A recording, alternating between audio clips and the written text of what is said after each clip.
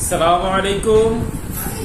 আমি doctor Naimul Kibria, BHMS Bangladesh homeopathy medical college, BSMS Rokeya Islam homeopathy medical college.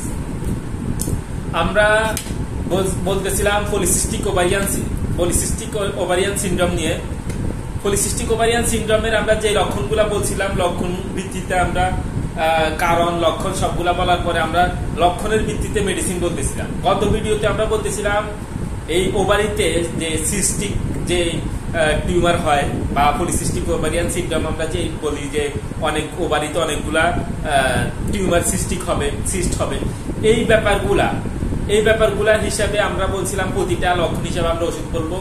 গত ভিডিওতে আমরা বলছিলাম পলিসিস্টিক ওভারিয়ান সিনড্রোমে শুধু ওভারিতে সিস্ট আছে, সাথে অন্য লক্ষণ কমন ভাবে ওভারিয়ান সিস্টের যে লক্ষণগুলো থাকে ওই লক্ষণ ছাড়া অন্য লক্ষণ আছে। আর পরীক্ষাতে আমরা সিস্ট পাইছি বা টিউমার পাইছি, তখন আমরা যে ওষুধগুলা দিব। আমরা গত ভিডিওতে এটা নিয়ে একটা ভিডিও করছিলাম।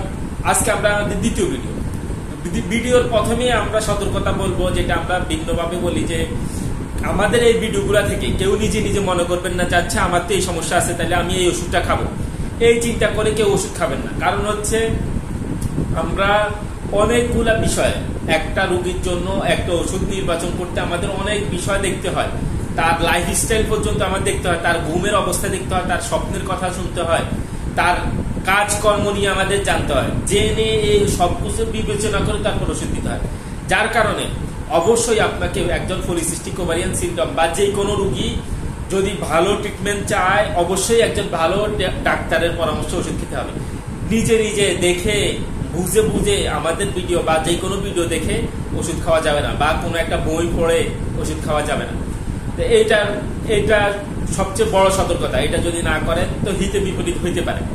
দ্বিতীয় ব্যাপার হচ্ছে কেউ যদি চায় আমাদের থেকে ওষুধ নিতে পারে। আমরা অনলাইন এবং অফলাইনে ওষুধের চিকিৎসার আমাদের ব্যবস্থা আছে। তো এই পর্যায়ে আমরা বলবো, গত ভিডিওতে যে মেডিসিন গুলা বলছি তারপর থেকে আমরা যেটা বলবো সেটা হচ্ছে, যদি কারোর এমন হয় যে সে মোটা এবং থলথলে রোগী এবং তার ঘন রজস্রাব হয়, সাথে তার ডিম্বাশয়ে টিউমার থাকে, ডিম্বাশয়ে টিউমার সাথে মোটা থলথলের একটা ব্যাপার তার মধ্যে আছে এবং কয়েকবার তার রজস্রাব হয়, যদি ব্যাপারটা এমন হয় তখন আমরা এদের জন্য ক্যালকেরিয়া কার্ভের কথা চিন্তা করব। Calcarea curve. এরপরে যদি কারোর এমন হয় যে ঘন রজস্রাব হয়, তারপর টিউমার ওভারিতে টিউমারও পাওয়া গেছে, কিন্তু সে মোটা না, কিন্তু ওই ক্যালকেরিয়া কার্ভের সব লক্ষণ আছে, কিন্তু সে চিকন। যদি চিকন হয় আর ক্যালকেরিয়া কার্ভের লক্ষণ থাকে, তখন তাদের জন্য আমরা ক্যালকেরিয়া ফসের কথা চিন্তা করব।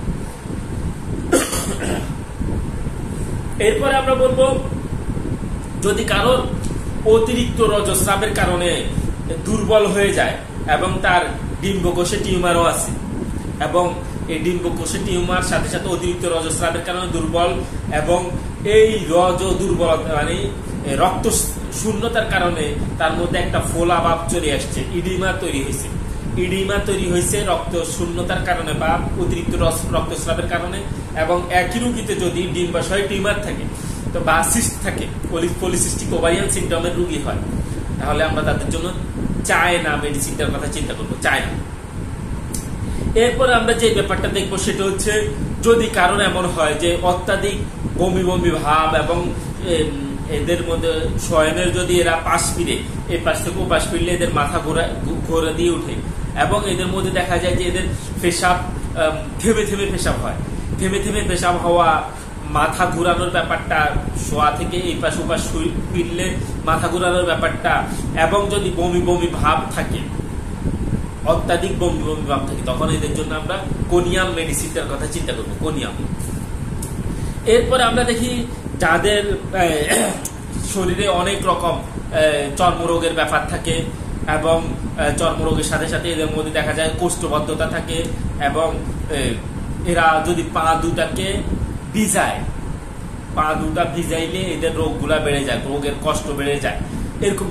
এরকম রোগীদের যদি পলিসিস্টিক ওভারিয়ান সিনড্রোম হয়, এই চর্মরোগগ্রস্ত, কোষ্ঠবদ্ধতাগ্রস্ত এবং এই পা পিজাইলে রোগ বেড়ে যাওয়ার রোগীদের যদি পলিসিস্টিক ওভারিয়ান সিনড্রোম হয়, তখন এদের জন্য আমরা গ্রাফাইটিস মেডিসিনটার কথা চিন্তা করব। গ্রাফাইটিস।